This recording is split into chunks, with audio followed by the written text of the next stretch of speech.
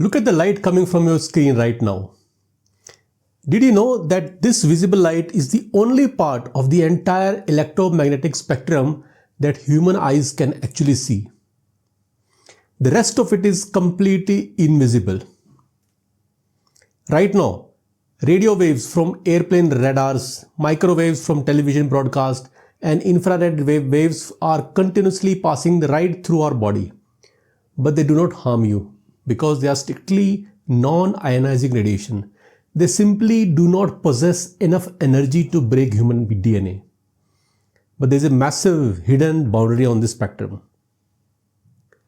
Once we cross that line, everything changes. We enter the world of high energy X-rays and gamma rays.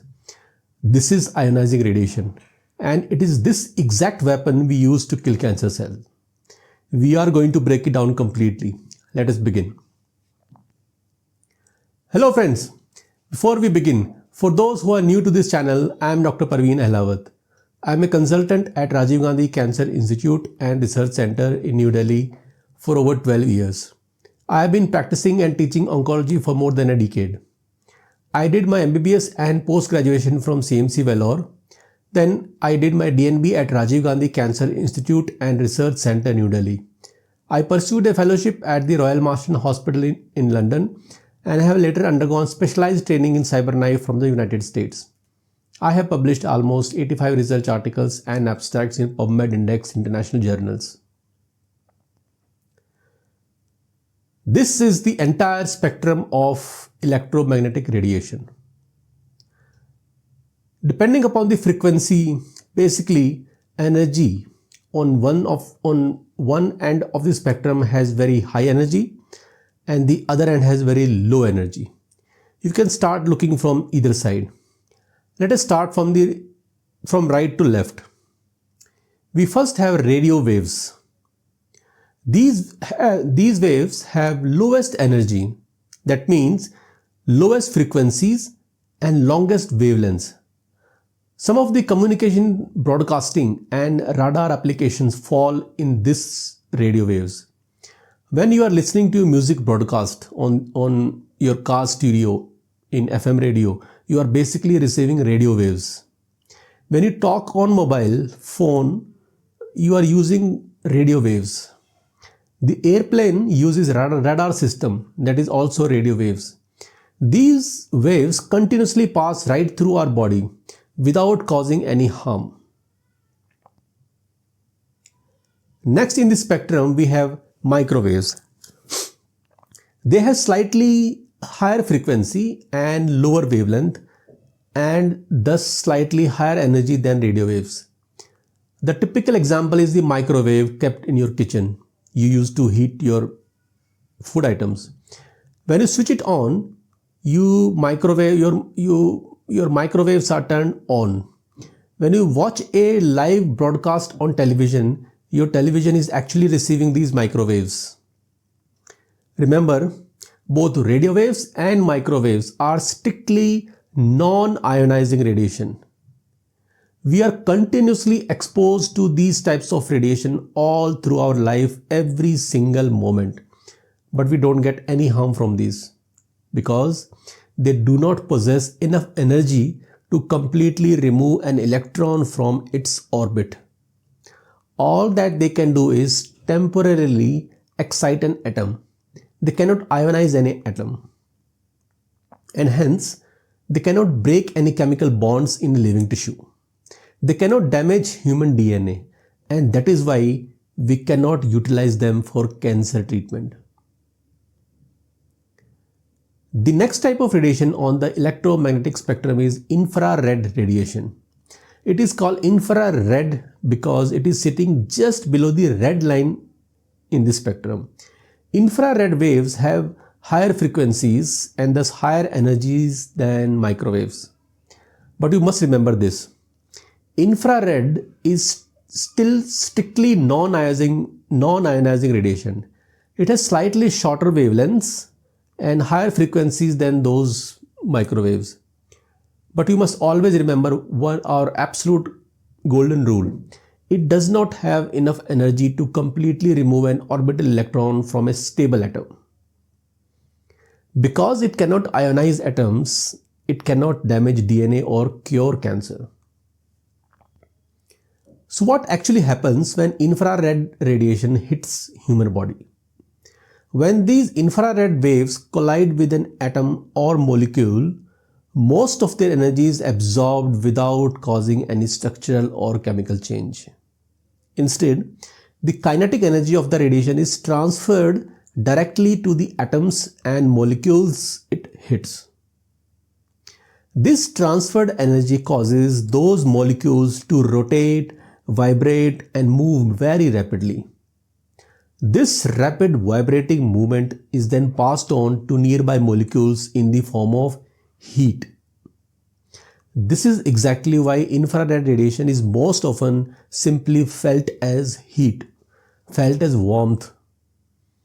Let us use two simple everyday examples to explain this. First, think of a common room heater. When you turn it on, it emits infrared waves. These waves travel through space as packets of pure energy. When these invisible waves hit your skin, they make the molecules in the skin vibrate much faster. You feel this rapid molecular movement simply as a comforting, warm heat. Second, look at the television remote control in your living room. When you press a button to change the channel, the remote sends a tiny invisible pulse of infrared energy straight to the sensor of your TV. Next in the electromagnetic spectrum we have is visible light. Think about this for a moment. This entire spectrum of electromagnetic waves have radio waves, microwaves, infrared rays, ultraviolet rays, X-rays and gamma rays. But visible light is the only part of this entire spectrum that our human eyes can actually see. Isn't that amazing? When you look at a beautiful rainbow, you are looking at visible light.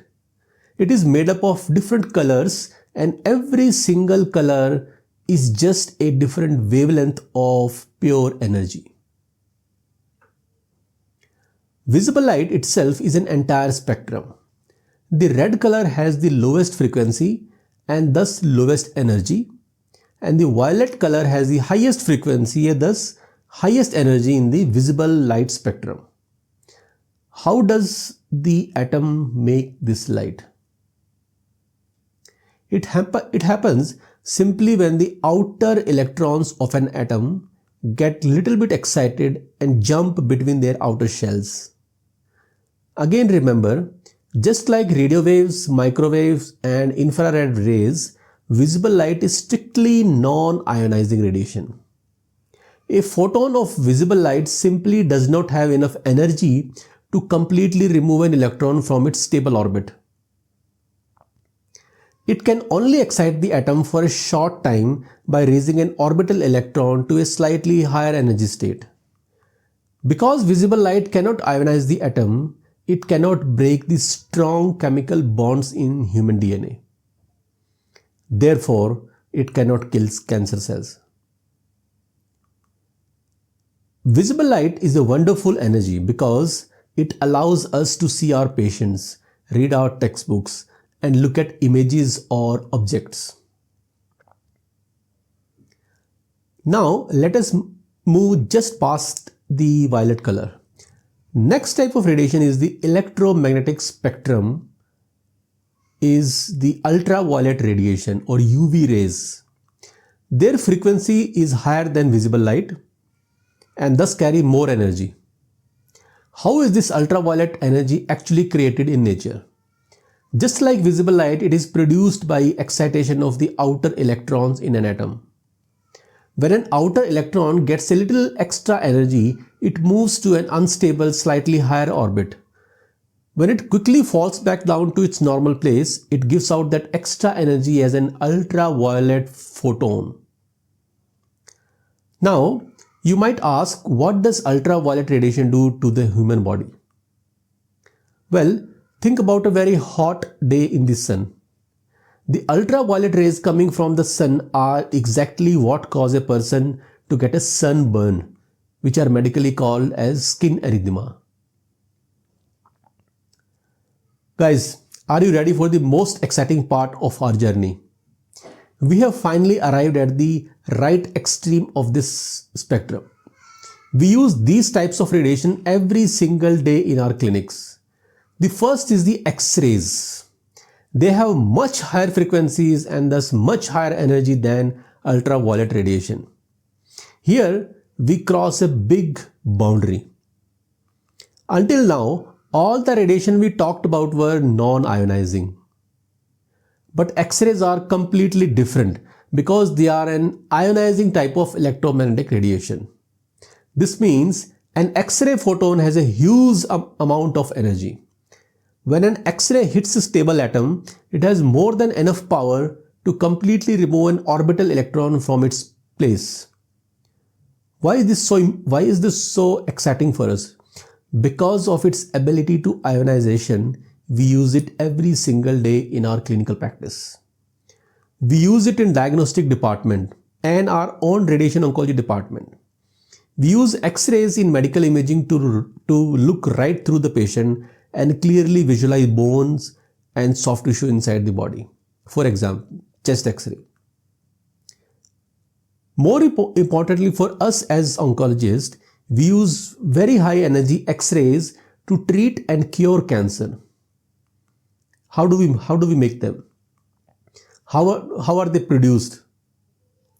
We produce these powerful X-rays inside our machine whenever very fast moving electrons are suddenly brought to rest by hitting a heavy metal target. This is what happens in our linear accelerator machine. We have now reached the very end of our journey across the electromagnetic spectrum. We are now looking at the most powerful radiation of all, gamma rays. Gamma rays. Where do gamma rays sit on our chart? They have the absolutely highest frequency and thus highest energy in the entire electromagnetic spectrum.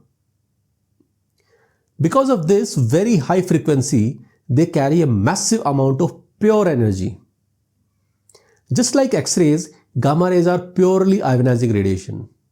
This means they have more than enough energy to completely remove an orbital electron from a stable atom. But you might ask a question. If these X-rays and gamma rays are both ionizing photons of energy, what makes a gamma ray different from an X-ray? The answer is simply where they are born. X-rays are produced outside the nucleus, usually inside our machines when fast-moving electrons hit a heavy metal target. Gamma rays, however, originate directly from the nucleus itself. They are given out during nuclear reactions, during the radioactive decay of unstable atoms. They are generated from the radioactive sources such as iridium-192 kept inside the brachytherapy machine. The photons produced by them is called gamma ray photon. One X-ray photon from LINAC machine and a gamma ray photon from iridium source are created and travel through space. An X-ray photon and a gamma ray photon of the exact same energy are completely identical in how they behave. Because they are electromagnetic radiation, gamma rays have absolutely zero mass and zero electrical charge. Because they have no charge or mass to slow them down, they do not interact strongly with matter as they travel. This means they are extremely penetrating. They can pass right through the human body. To completely stop a gamma ray, you need several inches of heavy lead or more than 12 inches of special concrete. So guys, this completes our exciting trip across the electromagnetic spectrum. The entire electromagnetic spectrum is simply a continuous range of pure energy traveling through space as electric and magnetic waves, moving at exact speed of light. Any radiation in this entire spectrum has absolutely no mass and no charge, but travels as discrete packets of energy called photons. Every single segment of this spectrum has its own unique properties and everyday uses in our modern world. However, for us as future oncologists, the most critical boundary on this entire chart is the line of ionization. This is the boundary. On this side of boundary, we have non-ionizing electromagnetic radiation. And on this side, we have ionizing radiation. Friends, we have spent this entire session defining radiation, classifying it, and examining the entire spectrum of electromagnetic radiation. But before we close our lecture today, I want you to look at this chart and realize one of the biggest truths. We are all continuously exposed to measurable background radiation from a variety of natural sources every single moment of our lives. Look at this pie chart. 18% of radiation we receive are directly from artificial sources of radiation, such as medical X-rays, nuclear medicine scans, consumer products. A staggering 82% of all the radiation we receive come from pure natural sources. We are all constantly exposed to background radiation every single moment of our lives. On average, a normal person receives between 150 and 600 millirams of radiation every single year. But where does this energy come from? Let us break down this natural exposure. Look at the massive 55% slice of the pie. This is naturally occurring radon gas. Radon is a naturally occurring radioactive noble gas that originates from the primordial uranium-238 decay series present in Earth's crust. Trace amount of uranium and radium are ubiquitous in soil rocks, especially granite and shale, and underwater, groundwater. We also receive terrestrial radiation from the Earth and internal radiation from naturally radioactive elements decaying right inside our own bodies. Look at another very exciting source. Part of this radiation comes straight from deep space. We call these cosmic rays. These are powerful gamma rays and high energy particles fired continuously at the Earth by our sun and distant stars. Luckily, our atmosphere acts like a massive protective shield. It absorbs a lot of the space radiation before it can reach the ground. Because of this shield, your exact radiation dose depends entirely on how high up you live. If you live down at sea level, you have a very thick atmospheric shield. You receive about 30 milligrams a year. But if you live high up in the mountains, in a place like Denver, Colorado, your shield is much thinner. You receive about 50 milligrams a year. And what if you travel by air and go higher up above the ground? Every time you spend 4 hours flying in an airplane above 30,000 feet, you step outside most of that protective shield, adding 1 extra milliamps to your yearly radiation dose. Now compare all of that sheer cosmic and natural power to our artificial man-made sources. Medical X-rays accounts for only 10% and nuclear medicine a mere 4% of total exposure. Listen, when your patients are terrified of the 18% artificial radiation, when you ask them to take a chest X-ray, remind them of this. Radiation is not just in our clinics. It is a natural, continuous part of our universe. And that brings us to the end of our foundational topic on radiation. But our journey of learning radiation oncology has just begun. We now know what our enemy is. It is a cancer cell, and what our weapon is, radiation. We now know where radiation comes from, and we know how it travels. But where is the exact battlefield? Where is this exact battlefield where this war against cancer is fought? It is fought at the absolute microscopic level. It is fought inside the atom itself. Atoms are extremely small with a total diameter on the order of 10 to the negative 10 meters. But look at the nucleus. Its diameter is roughly 10 to the negative 15 meters, meaning it is about 100,000 times smaller than the atom itself. To give you a perspective of these relative sizes, if an atom is a massive football stadium, its central nucleus would be the size of a single grape sitting right in the center of the stadium. Imagine the relative difference in the size of an atom and the nucleus.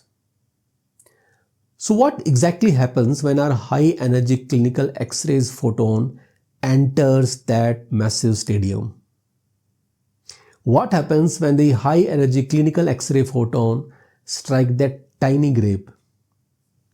In our next video, we will dive deep into the structure of the atom and the various forces that keeps an atom stabilized.